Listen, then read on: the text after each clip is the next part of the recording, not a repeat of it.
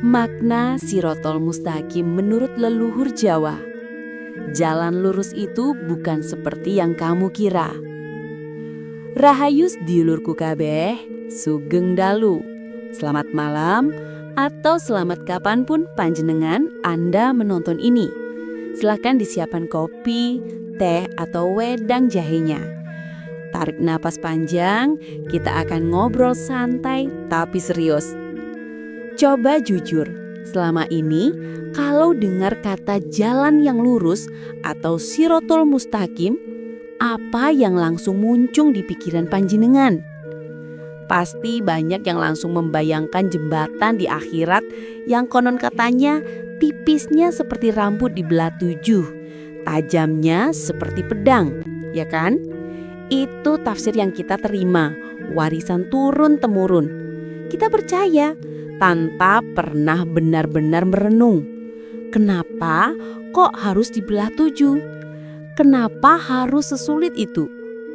Video ini bukan mau menyalahkan atau mengubah keyakinan ritual.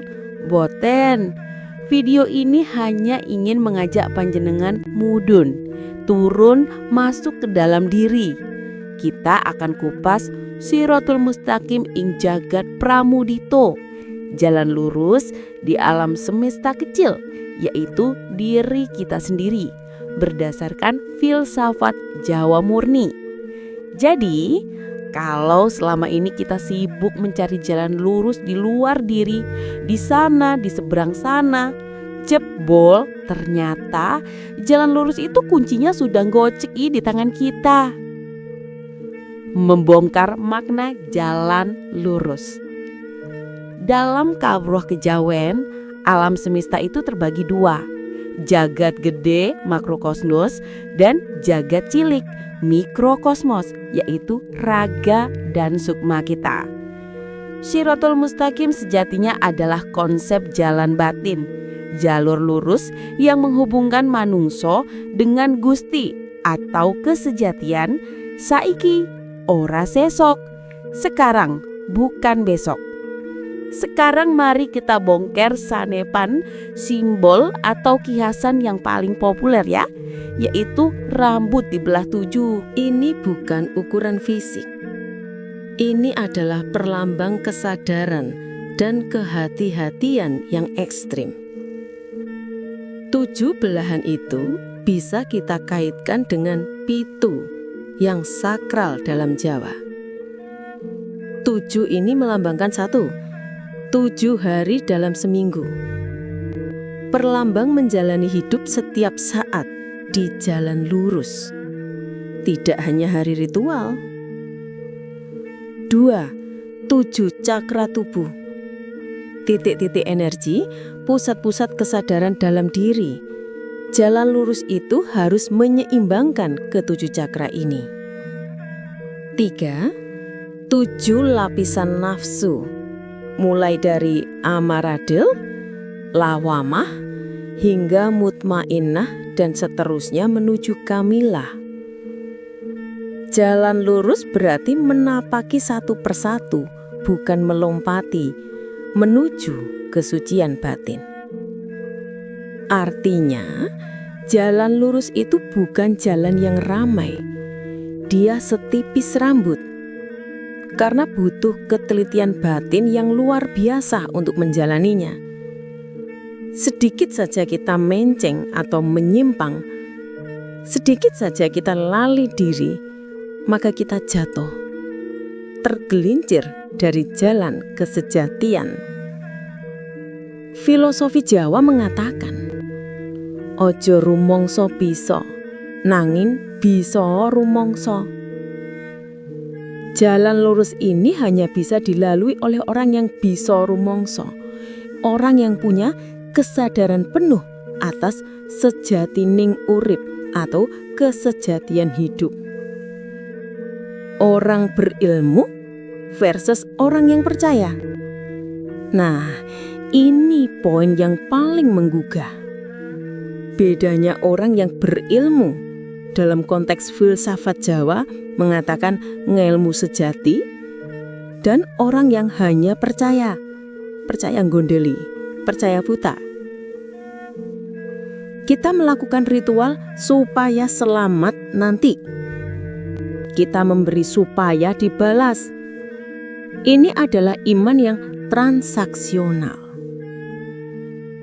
Tapi orang yang menapaki Siratul Mustaqim ing jagat pramudita adalah orang yang berilmu. Ilmunya bukan dari kitab tebal atau gelar akademik. Ilmunya adalah ngelmu rasa. Ilmu yang didapat dari olah batin, dari merenung, dari mengalami kesejatian diri. Orang yang ngelmu sudah tahu, bukan lagi percaya. Orang percaya takut pada neraka. Orang berilmu takut pada lali diri di dunia. Orang percaya sibuk mengumpulkan pahala. Orang berilmu sibuk menanggalkan ego dan pangreman, keinginan diri. Orang percaya mencari Tuhan di langit. Orang berilmu menemukan Gusti di palung hatinya sendiri. Intinya, jalan lurus itu adalah jalan keikhlasan. Ketika panjenengan sudah ngelmu, panjenengan akan mengerti bahwa Gusti itu tidak butuh apa-apa dari kita. Beliau sudah sugih, kaya. Yang dibutuhkan adalah kesucian hati dan kesadaran diri kita. Kalau diibaratkan, Gusti itu sudah punya pabrik permen segudang. Terus kita datang. Gusti, saya sudah rajin menyapu halaman, minta 1 permen ya. Lah Gusti malah senyum. Loh, Le, kamu tak paringi semua kok, malah minta sepotong. Saat kita ikhlas memberi tanpa pamrih, tanpa minta balasan, disitulah Gusti memberi nikmat tanpa diminta. Karena apa?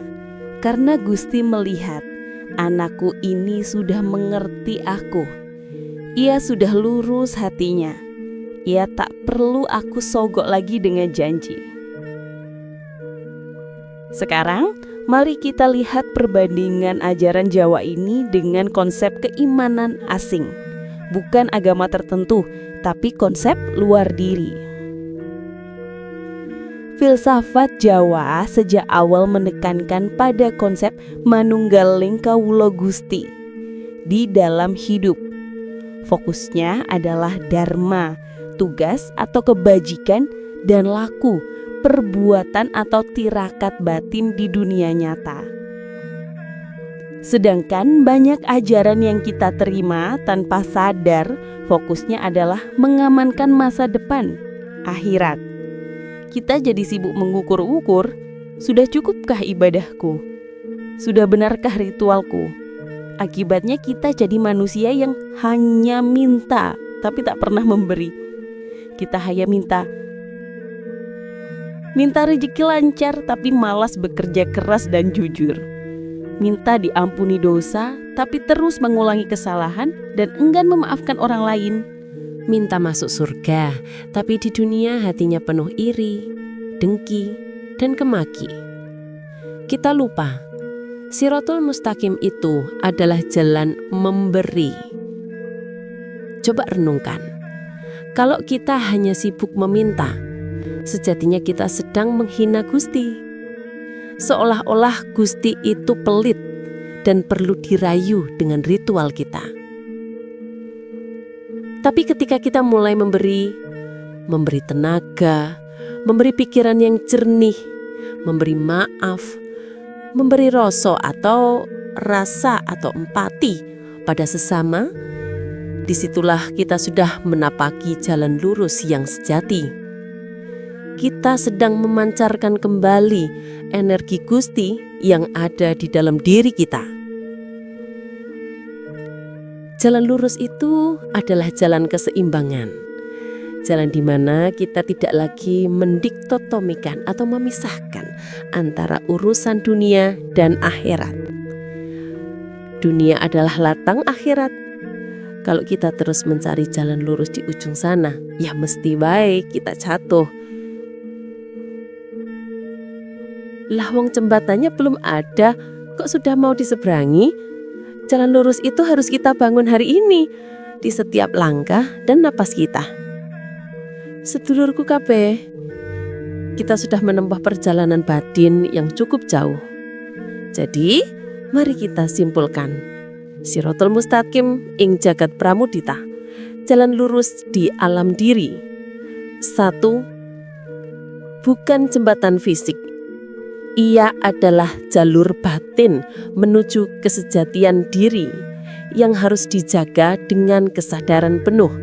Rambut dibelah 7. 2. Jalan ngelmo, jalan yang ditempuh oleh orang yang tahu atau memiliki ilmu sejati, bukan hanya percaya atau iman transaksional.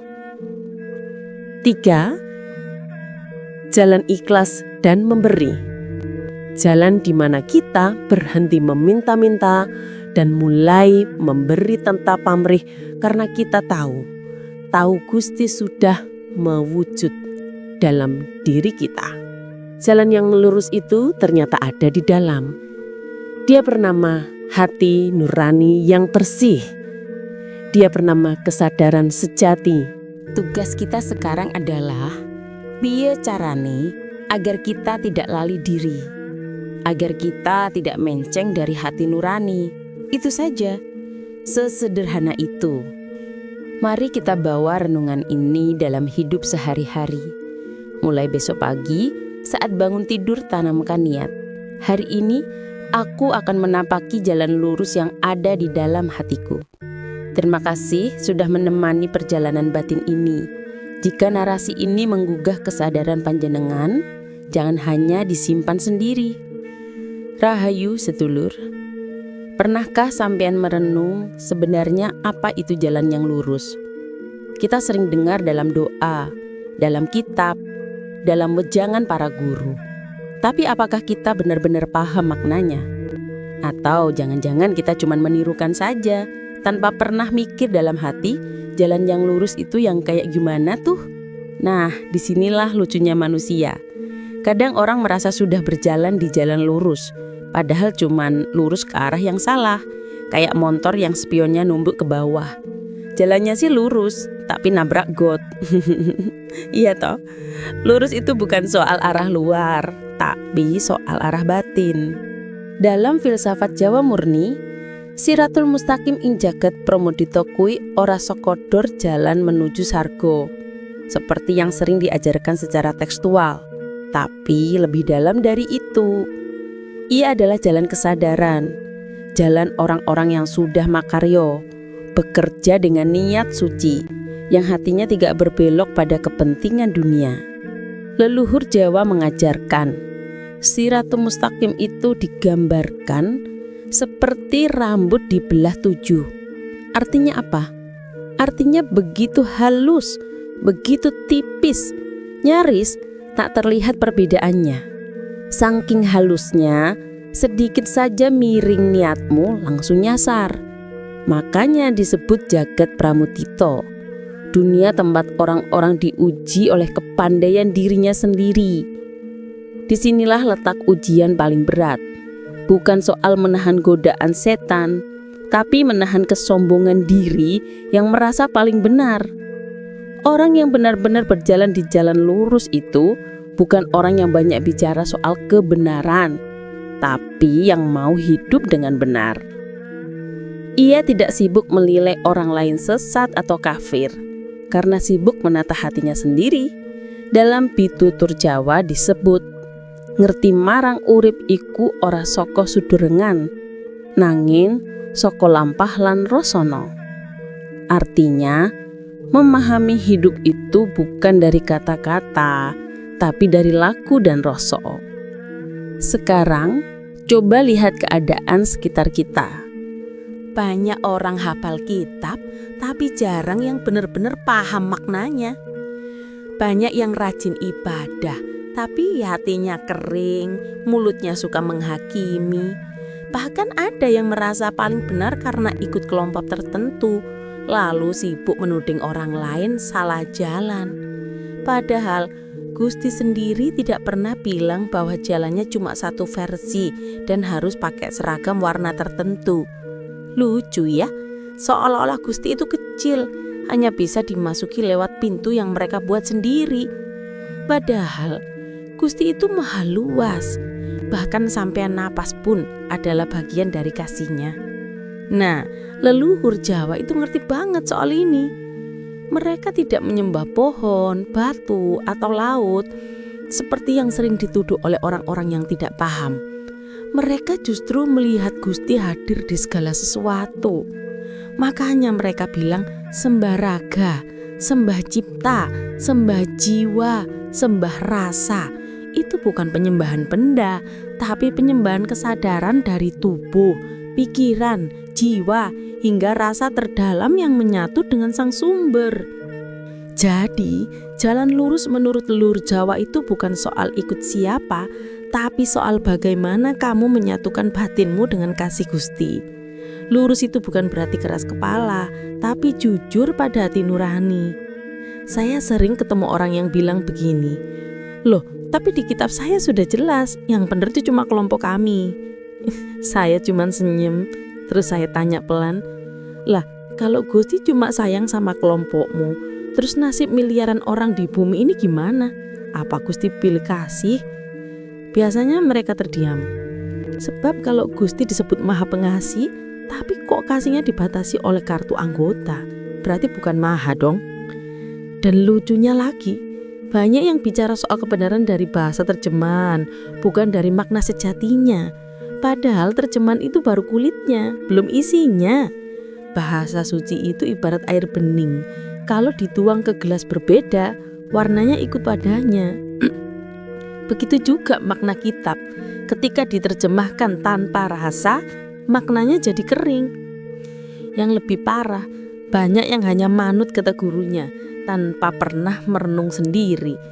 Padahal Gusti memberikan akal dan rasa agar manusia bisa mengenalnya secara langsung, bukan cuma lewat omongan orang lain. Guru itu penerang jalan, bukan tujuan akhir. Kalau cuma manut tanpa ngerti, itu bukan iman, tapi kebiasaan.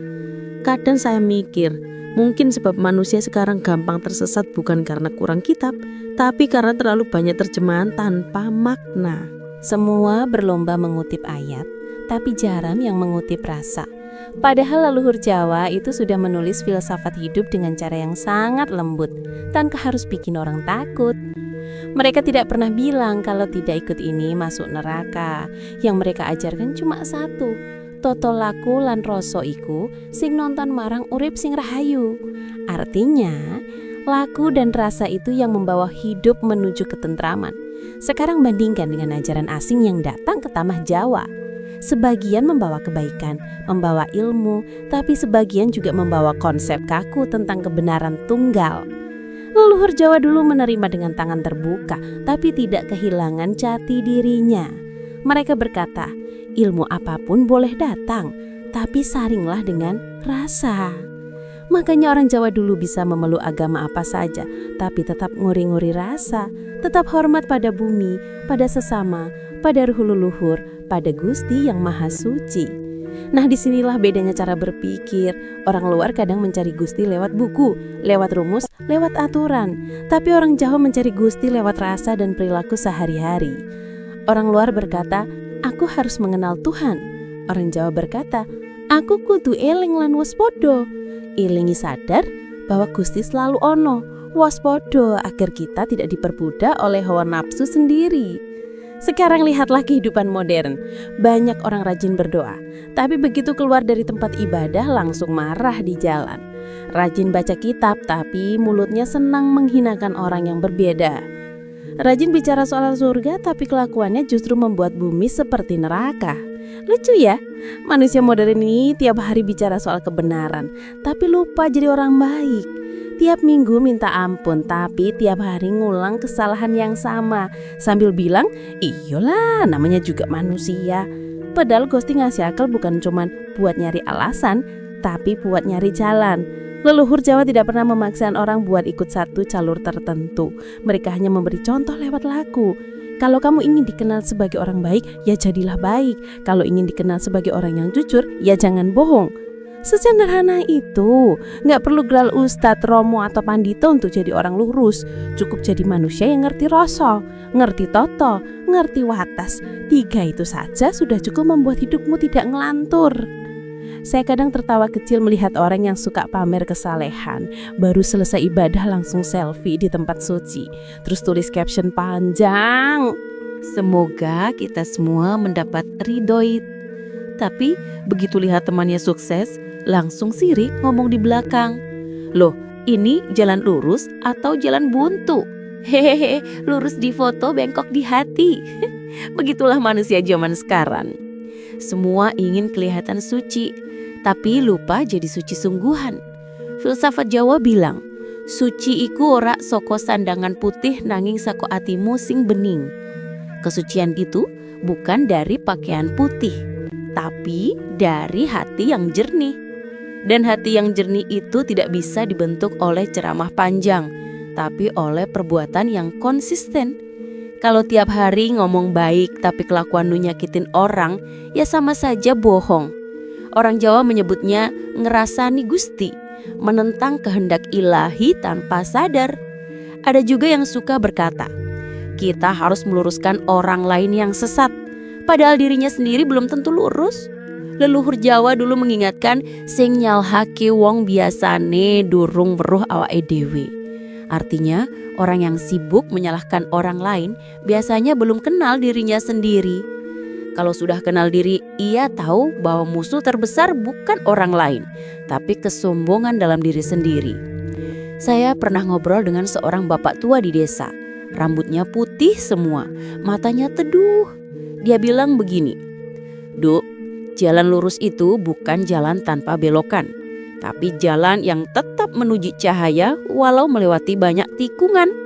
Saya terdiam, dalam banget maknanya. Karena memang hidup tidak pernah benar-benar lurus. Kadang kita jatuh, kadang salah, kadang marah, kadang kecewa. Tapi selama kita sadar dan mau memperbaiki, Gusti tetap tuntun. Itu namanya lurus. Bukan karena tak pernah salah, tapi karena selalu kembali ke rasa benar. Sayangnya banyak manusia modern yang malah bangga dengan kesalahannya. Mereka bilang, yang penting niat kau baik, padahal perbuatannya menyakiti orang lain. Itu sama saja kayak orang ngebut di jalan raya sambil bilang, yang penting saya pengen cepat sampai. Ya kalau nabrak orang gimana? Makanya niat baik itu harus diimbangi dengan rasa. Kalau rasa sudah hidup, Gusti akan jadi penuntun yang lembut di hati kita. Jalan lurus itu tidak bisa dicari lewat banyak bicara, tapi lewat banyak ngaca. Bukan kaca rias, tapi kaca batin. Coba lihat berapa kali kita minta Gusti memberi rizki, tapi jarang kita bertanya, apakah aku sudah jadi saluran rizki bagi orang lain?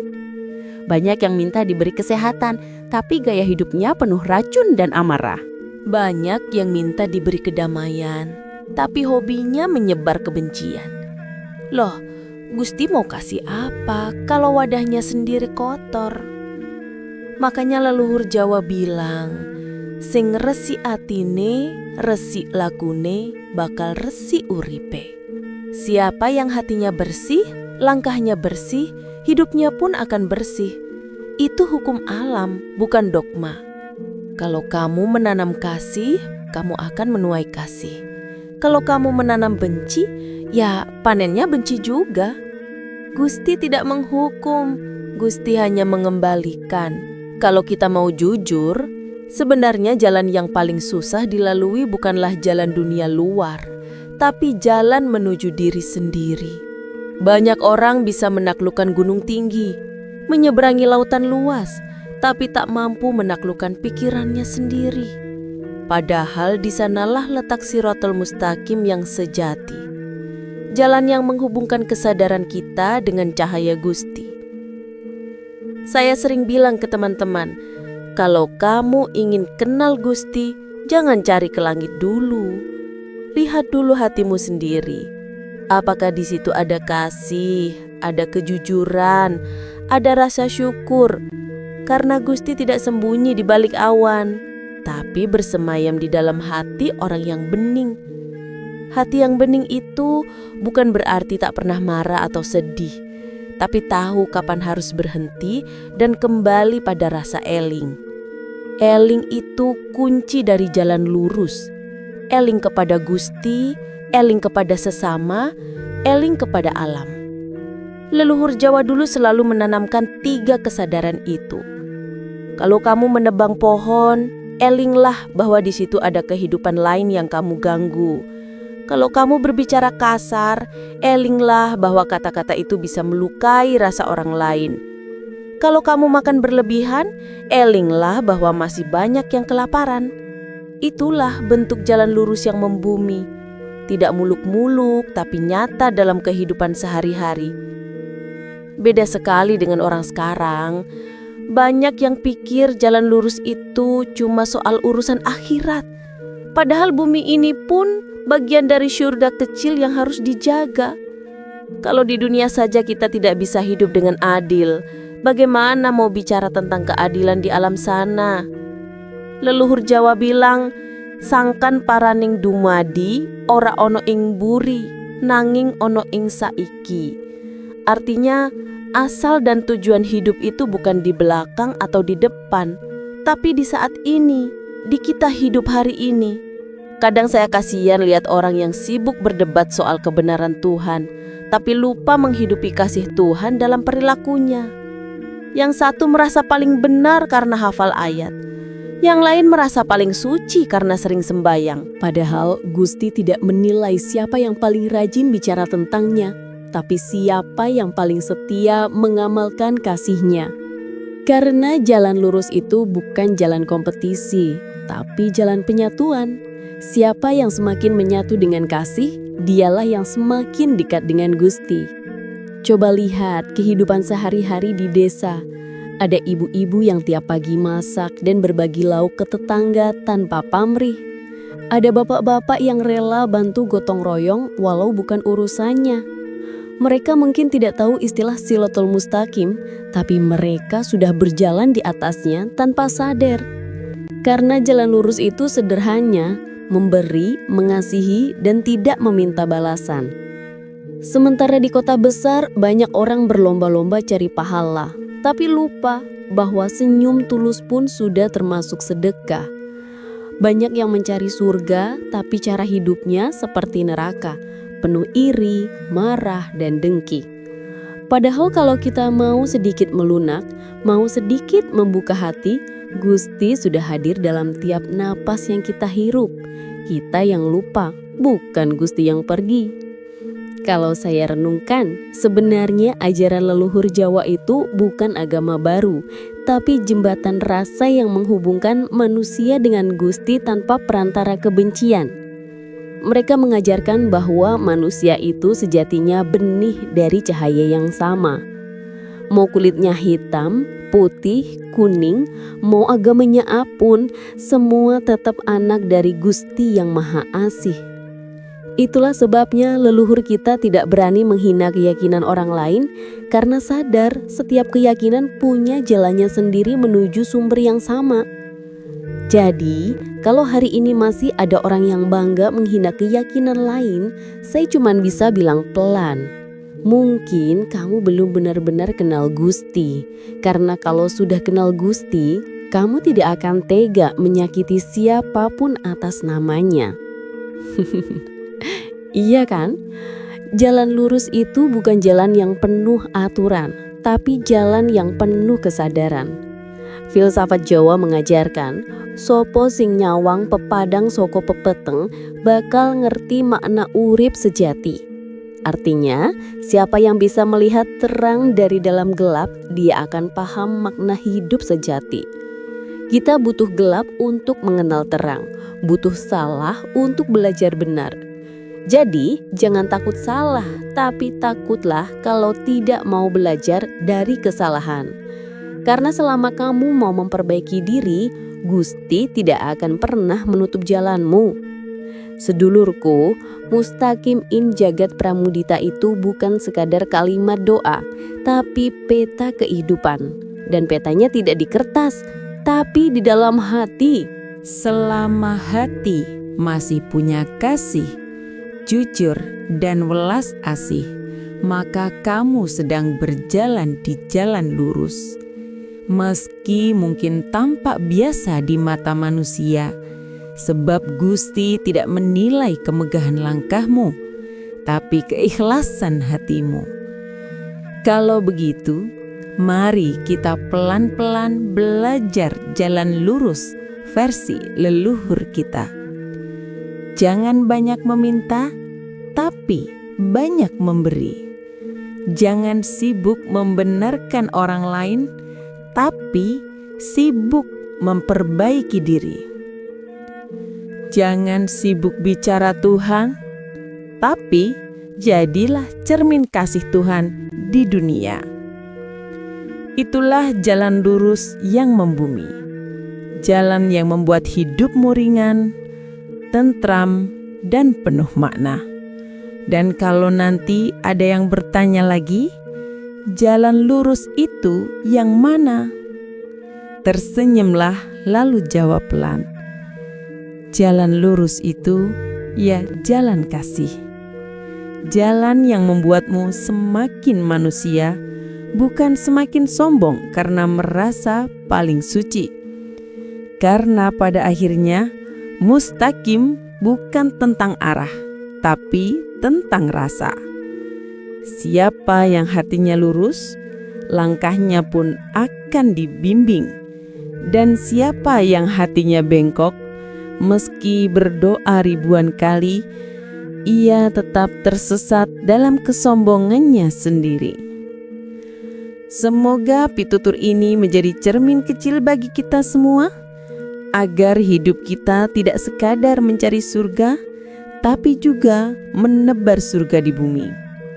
Kalau sampean merasa video ini membuka pikiran dan menyentuh hati, saya mohon bantuannya untuk like, subscribe, dan share supaya makin banyak saudara kita yang sadar bahwa ajaran leluhur Nusantara itu luar biasa dalam, lembut, logis, dan penuh kasih. Jangan lupa tekan tombol like agar algoritma YouTube tahu bahwa ajaran leluhur Jawa ini patut disebarluaskan. Share ke sedulur kita yang mungkin sedang bingung mencari arah. Dan yang paling penting, subscribe agar ngelmu dan kebijaksanaan Nusantara ini tetap lestari dan membuka kesadaran kita semua. Semoga ini dapat bermanfaat bagi kita semuanya. Semoga cerita ini bisa sebagai refleksi apresiasi dalam kita belajar, sehingga kita dapat belajar mana hal yang positif yang bisa kita gunakan dan mana hal yang negatif yang bisa kita harus hindari. Dengan bertujuan untuk lebih baik lagi ke depannya dalam kehidupan kita dengan Subosita Jawa dari pembabaran Primbon Jawa hasil waris nenek moyang Jawa kita.